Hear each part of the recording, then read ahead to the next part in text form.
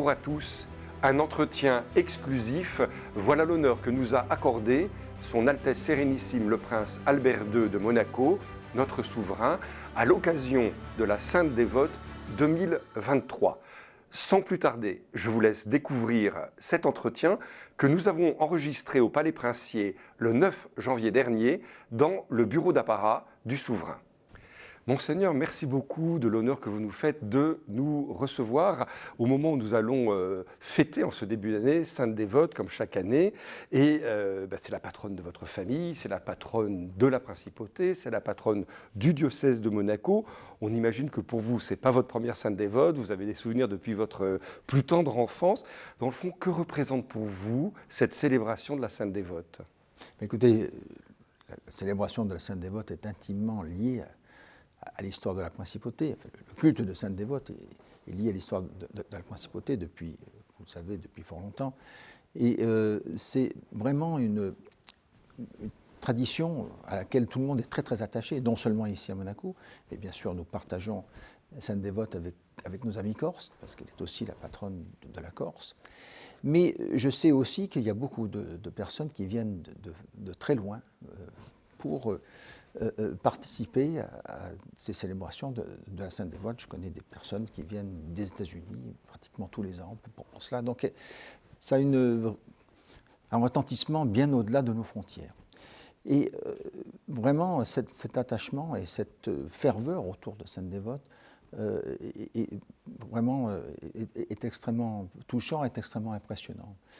Alors bien sûr, nous vivons ça depuis fort longtemps, avec ma famille. Et oui, j'ai des souvenirs. Vous avez une anecdote qui vous revient à l'esprit Mais moi, j'étais toujours impressionné, étant enfant, je pense comme tous les enfants, non seulement par les chants, par toute cette bénédiction qui est tout à fait particulière, et puis bien sûr, par l'embrasement de la barque. Oui.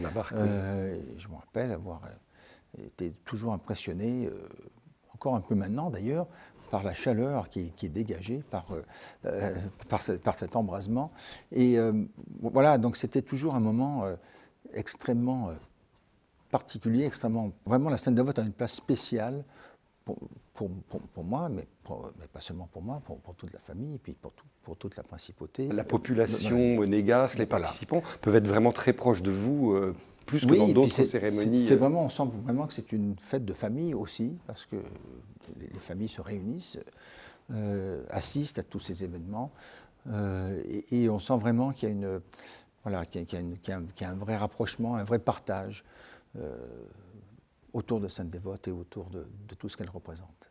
On voit donc, Monseigneur, à quel point la vie de la principauté, tout au long de l'année, est marquée par des fêtes religieuses ou des fêtes à connotation religieuse. On peut penser à la fête du Prince avec cette messe solennelle, son Te Deum, et puis tant d'autres occasions auxquelles d'ailleurs souvent vous-même, votre famille participez. Tout récemment, on a eu les obsèques de notre cher archevêque émérite, Monseigneur Barcy, vous étiez là. Alors cet aspect de la présence du catholicisme, le fait que vos ancêtres ont accordé à travers la constitution qu'ils ont donnée à la principauté, au catholicisme, cette place particulière de religion d'État.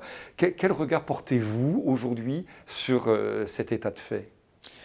Écoutez, le catholicisme en tant que religion d'État est inscrit dans la Constitution, puisque c'est l'article 9 de la Constitution, parce qu'il y a une tradition de catholicisme depuis des siècles en principauté, qui est un fort attachement, bien sûr, de la part de la population à la religion catholique, qui fait partie de l'histoire de la dynastie de ma famille et donc de la principauté.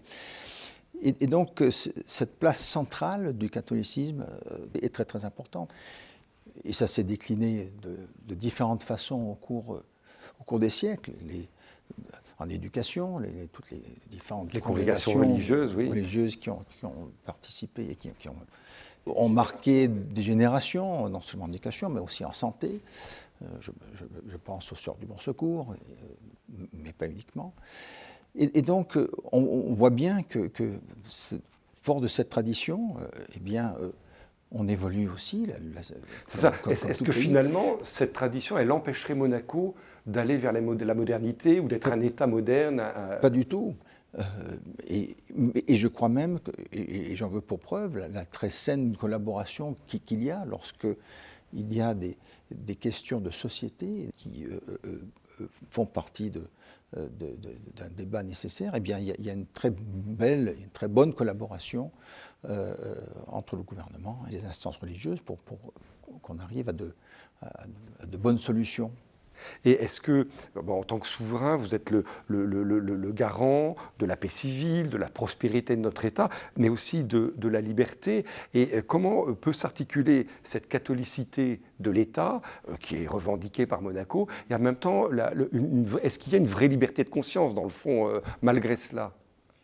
Eh bien absolument, parce que le fait que le catholicisme est religion d'État n'est pas du tout contradictoire avec la liberté de culte, qui d'ailleurs est garantie aussi par la Constitution. Et donc, et j'en veux pour preuve les différents cultes qui sont à Monaco. Oui, qui étaient même représentés il y a quelques jours à l'enterrement de Monseigneur Barcy. Plusieurs cultes non catholiques étaient présents. Voilà, il y a le culte protestant, il y a une église anglicane, il y a une synagogue. Il y a aussi une église qui est mise à disposition de la congrégation orthodoxe. Et donc, je crois qu'il y a une très bonne harmonie entre toutes les congrégations, entre tous les cultes, et qu'il y a ce nécessaire dialogue. Et donc, on peut dire que la principauté est ouverte à cela, et même on a un devoir encore plus important que les États laïcs de permettre cette transcendance et de permettre cette liberté pour les croyants et pour les non-croyants. Et donc, ça nous oblige à être encore plus attentifs à tout cela et à cette dimension qui est nécessaire, je pense, et qui est nécessairement présente dans tout être humain. Et donc, il faut pouvoir accepter tout cela, mais accompagner tout cela le mieux possible. Une question un peu plus personnelle. Comment est-ce que vous préparez votre successeur un jour, le petit prince Jacques aujourd'hui, sa sœur, la princesse Gabriella, à accueillir toute cette tradition avec cette dimension catholique? Écoutez, je pense qu'avec la princesse Charlène et moi-même, et avec aussi l'ensemble de ma famille, nous participons bien sûr à toutes les grandes fêtes religieuses, mais aussi nous sommes très, très attentifs à l'éducation de nos enfants.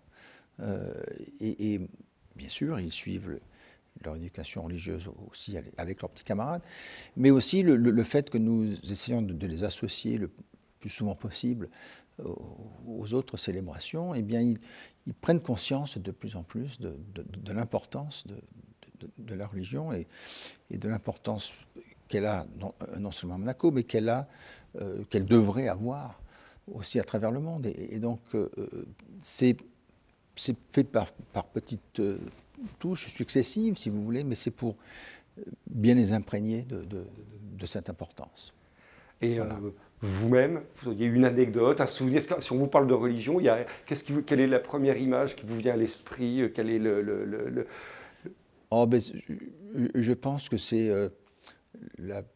pour moi, la première fois que j'ai servi comme enfant de chœur. Je devais avoir 7 ou 8 ans. Dans la chapelle palatine? Oui. Et j'étais un petit peu nerveux pour être bien sûr de faire ce qu'il fallait au bon moment. Et vous avez réussi? Oui, j'ai pas fait tomber de burette. Tout s'est bien passé, mais c'est vrai que ça m'avait beaucoup marqué. Et puis il fallait. Monseigneur, merci infiniment de nous avoir reçus. Merci de nous avoir parlé comme ça de la Sainte Dévote. Bonne Sainte Dévote alors. Bonne Sainte Dévote à vous, mon père, et bonne Sainte Dévote à tous.